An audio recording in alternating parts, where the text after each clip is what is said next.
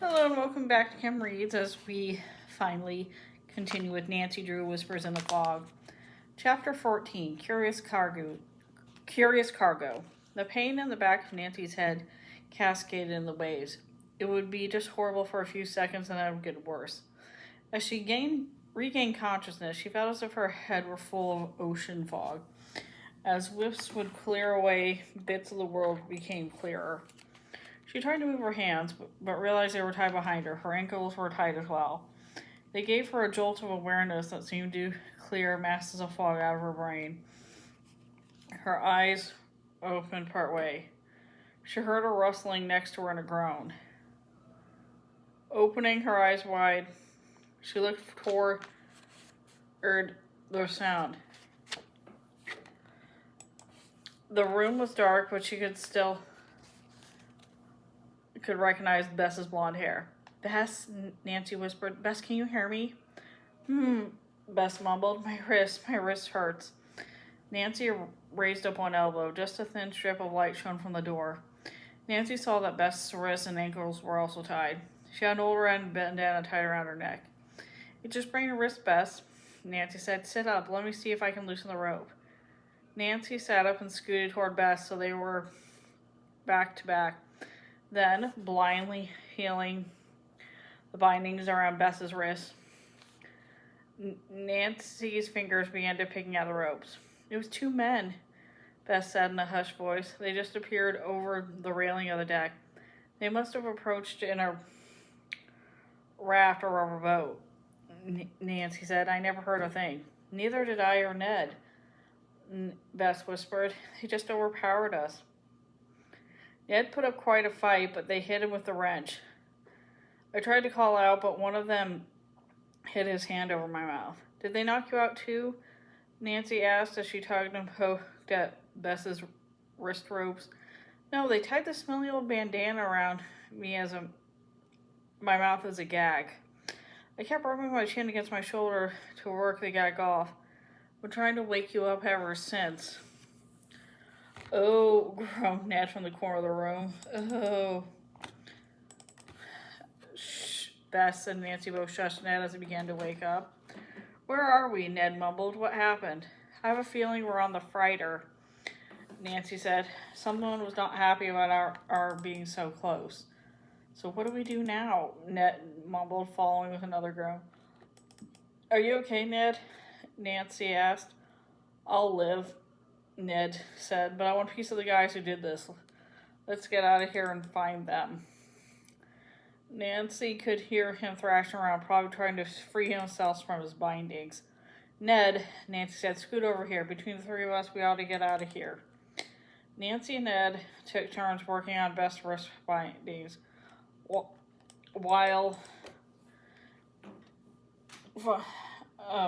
finally she was out of the ropes.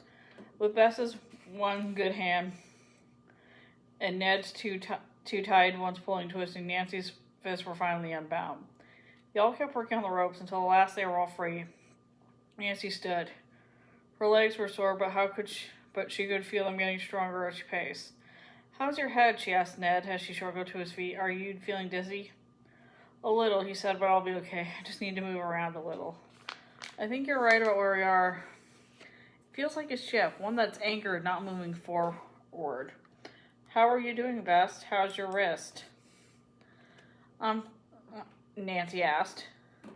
I'm fine, Bess answered. Let's get out of here. What kind of place is this? Where are we on the ship? It's so dark, I can't see a thing. I know, but we don't dare turn on the light. Nancy said. They were all still talking in low tones, but no one longer whispering. Wherever we are, no one can hear us. They had been out of here by now. I'm afraid to turn on the light. They might be able to see us somehow. Let's not leave these ropes, Nancy suggested. They may come in handy, and the bandana too. They each took the ropes that had bound their wrists and ankles and tied them around their wrists. Each of Nancy's ropes wound around her twice. You can have this, Bess said, dangling the corner of the bandana between her thumb and finger. It smells like a gym sock. Nancy stuffed the smelly bandana in her back pocket, then slowly around in the dark. She walked through the tape-up cartoons and wooden crates bound with thin strips of metal until she found a wall. Then she began feeling her way around it. She finally came to a light switch, but didn't push it up. Next to her switch was a metal door. Locked, of course, she muttered under breath. She was wary of speaking out loud near the door in case someone could hear from the other side. She continued her exploratory search around the perimeter of the room. So far, there appeared to be no other doors, windows, or portholes. I think we're a hole below decks, she reported to the others who had been doing their own tentative explorations, like a room where they keep the freight they're shipping. The exports of Shore Imports Inc., right? Ned added. Look for something we used to get out of here. Anything. Deck supplies, furniture, cleaning equipment. I found a table or a desk, Beth said. Over here. It's stacked with boxes and completely surrounded with crates and cartons. Nancy and Ned followed the sound of Bess's voice. They were standing near a wooden table. Nothing, Ned said. No drawer, no packing stuff. No scissors or paper clips. Nothing. Well, now here's something, Nancy said. My foot has just bumped against the perfect item. She reached under the table and rolled out a huge coil made up of one long strip of very thin, narrow metal that had been wound around the reel. What is it? Bess asked, leaning toward to get a better look. It's metal strapping, Ned said. The stuff they wound around cartons to help keep them secure. Like rope, only longer. Or stronger. And it's just what we need, Nancy said. The wheel was way too heavy to carry, so she just rolled it across the room to the door. Then she found the end of the coil. It was a flat piece of metal about a quarter-inch wide, and it was perfect for making a lock. It took Nancy less than a minute to unlock the door. Before she opened it, she looked at her friend. She knew if they were on the freighter, they'd be in great danger. They could be held prisoner indefinitely. They could even be taken to another location or another country. Our first goal is to get off this boat, she said. We need to find a raft, a lifeboat, a motor launch, anything we can use to get ashore. I don't know how we were knocked out, but it's at least 4 o'clock, maybe later. That means the fog is close or already in. So getaway in another craft is a real option because the fog will give us cover.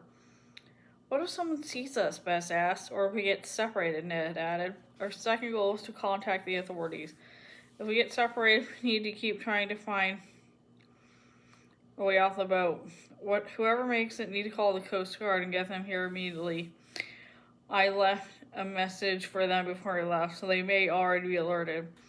We don't know for sure. Nancy's thoughts came quickly. It's possible we can even reach them from here. She said, watch our phones, computers, anything we can use to communicate to the Coast Guard or someone on shore. Are you ready? Okay, let's go, Ned said. The Three Musketeers, Beth said. Nancy could hear the weariness in her friend's voice. They gave one another high fives, and Nancy opened the door a tiny bit. She peeked cautiously through the narrow opening. Then she opened it wider, then wider still. There was no one in the long corridor. She led the others quietly down the hall. They only got a few yards when a tremor of recognition rippled the hair on the back of Nancy's neck. From the end of the corridor came a familiar whisper and moan. They reached out of double doors and cautiously pushing them open.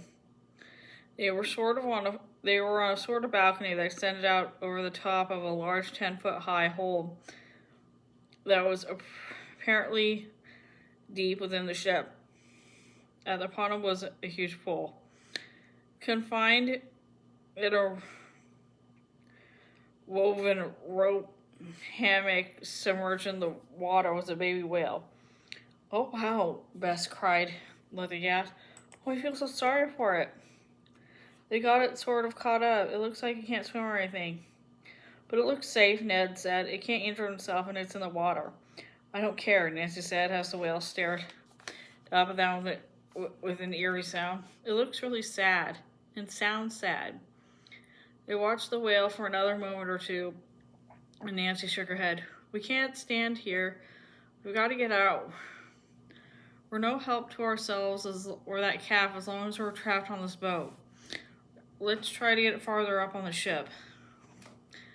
They stepped cautiously back onto the corridor and ran down the hall, skipping the elevator because it would make too much noise. They found a staircase and stepped quietly up to the next floor. A quick search of the corridor turned up nothing but locked doors, so they climbed to the next level. From the stairwell, Nancy cracked open the door to the corridor the tiniest bit so she could barely see through the opening with one eye. She heard people talking and immediately recognized one of the voices coming from a room across the hall. It's Joan Kim, Bess whispered behind Nancy. I recognized her voice from when she spoke to the diner. Nancy nodded, keeping her door open a paper-thin crack. A widow across the hall revealed a sort of meeting in a conference room. 2 men and a woman were listening to Joan Kim. We'll take our usual route, she said. We need to get the cargo to the client as soon as possible. We'll leave shortly when the fog is densest. What about the other prisoners? The other woman asked. We keep them comfortable and alive as we do our cargo, Joan Kim answered. When we reach our destination, we will turn them loose and they can fend themselves. But it's a dangerous country, the other one pointed out. They may be shot for just being there.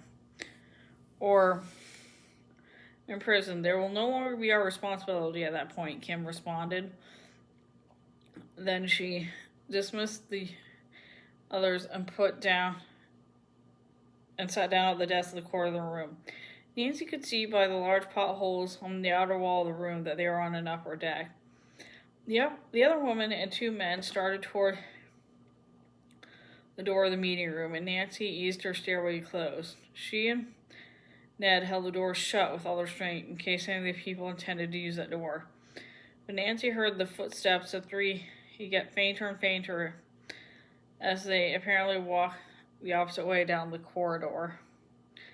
Nancy knew they didn't dare go out the corridor as long as Joan Kim was in the meeting room. So she led Bess and Ned up the staircase to the next landing. A quick check of the corridor showed it to be empty. Nancy stepped out of the first and started down the hall. Suddenly she heard a man's voice speaking from around the corner ahead of her. He was coming her way.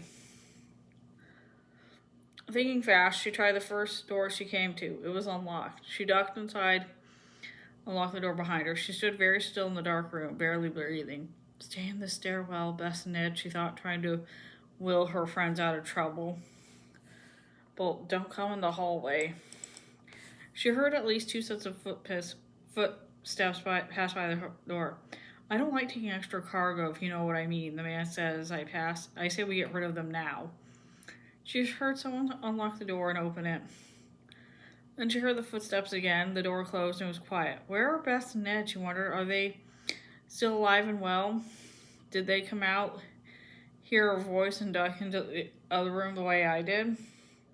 Nancy thought for a moment about what she should do, and then decided to make a run for it to find her friends, a boat, or a way to call for help. As she reached the door, she heard the lock turn. Nancy backed into the small room, looking for an escape route, but she couldn't see none. She watched in dismay as the doorknob turned and the door creaked open. The light suddenly shot on, and standing in the doorway was Joan Kim. And that's the end of that chapter. See you later.